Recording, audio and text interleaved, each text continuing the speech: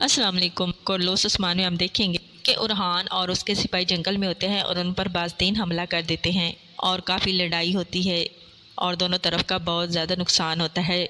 उरहान वहाँ पर बेहोश हो जाता है और सलमान उसे ढूंढने लग जाता है। दूसरी तरफ हम देखेंगे कि जो फातिमा और मरियम हैं वो दोनों जा रही होती हैं कि उन दोनों का आपस में कोई झगड़ा हो जाता है और मरियम जो कि अब हलीमा बन चुकी है वो फातिमा को खाई में धक्का दे देती है। फातिमा नीचे गिर जाती है और चीखने चिल्लाने लगती है और हलीमा ऊपर खड़ी मुस्कुराने लगती है।